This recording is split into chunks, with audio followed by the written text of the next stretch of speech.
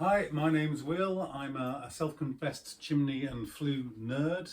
I've been working in domestic flues and chimneys, quite literally in chimneys, for over 30 years now. I've learned one thing, two things, and I'm trying to share them with people. And today I wanted to talk to you briefly about air supply or ventilation for open fires. And for the purposes of today's discussion, I'm talking about open fires, although I'm standing in front of a stove, burning wood and coal. If you have a gas fire, you really just need to get a qualified gas fitter in and refer to the gas regulations for that. I'm not gas qualified, so it's best for me not to talk about it. Most people are aware that you need air for an open fire. You both need air for the fire to burn properly, but also there is always a big column of air going out of the fireplace and up the chimney and out of the house. And if you don't replace that air, you end up with the house in a slight vacuum. So there's no way the fireplace can work because it can't breathe. What does surprise people is when you try and get across to them how much air that is. If you have the opportunity ever of being on a roof ladder or a scaffold and looking down the chimney of a house, even when the fire's not going, it's like standing with your head in front of a space heater or a massive hairdryer. Warm air is gushing out of the house, and that air's got to be replaced, and it's a big volume of air. So people are always horrified when you tell them the kind of air vents they need for a fireplace to work well, but that is the law of physics, I'm afraid. In terms of building regulations, which are quite a good guide for this, they're not always right about everything, but they're a pretty good guide.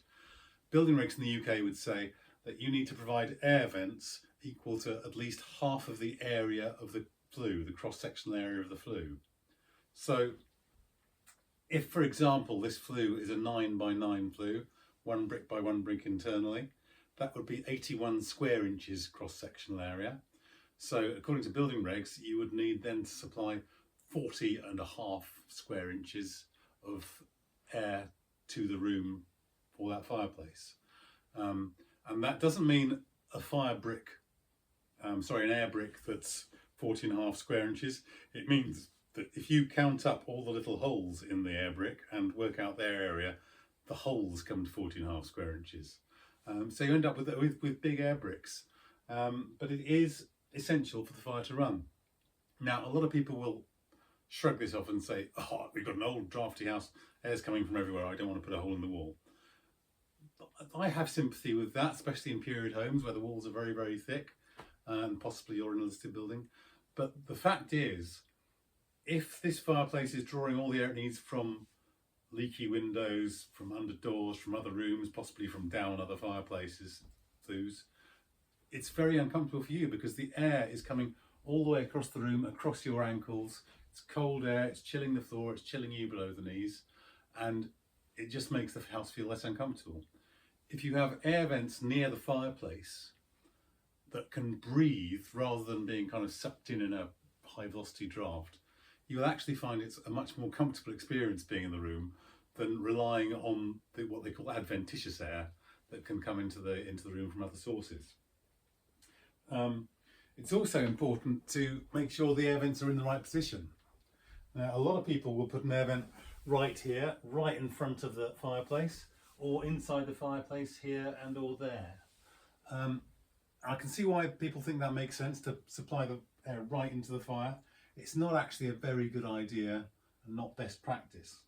The reason being that if those air vents are drawing air in very quickly, they can actually blow smoke around in the fireplace and indeed out of the fireplace. And you can also get a kind of a Venturi effect where the air is gushing in so fast that it almost sucks fireplace smoke out of the fireplace rather than helping it go in and up the chimney.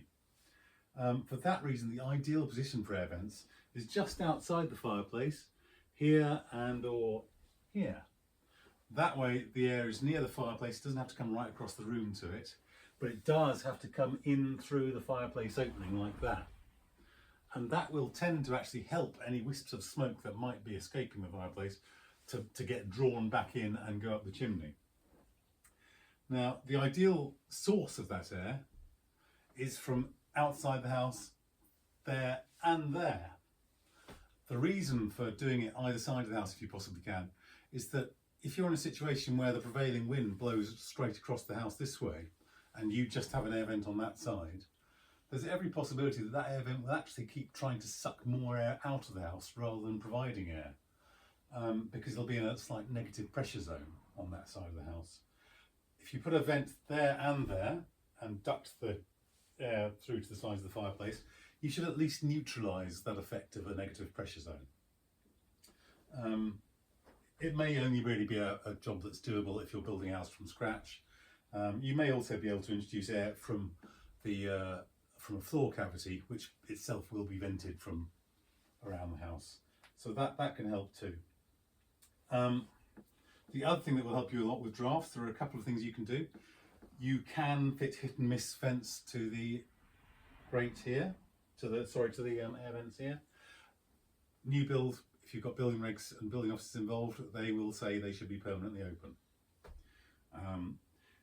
Outside, from the source of the air, you can get proprietary baffles so that the air can breathe freely into the house, but it can't get blown in by a wind causing more drafts.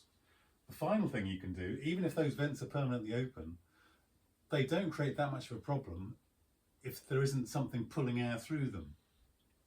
So this is where I come in. If you fit a chimney damper to the chimney, which effectively almost seals off the chimney, it's not completely sealed off, but drastically reduces the draft going through the fireplace and up the chimney, then those air vents become almost neutral. There will always be a bit of cold air coming through them, but they're much less of an issue. In my next little video, I will talk in more detail about chimney dampers. But for the moment, that's me out. Thank you.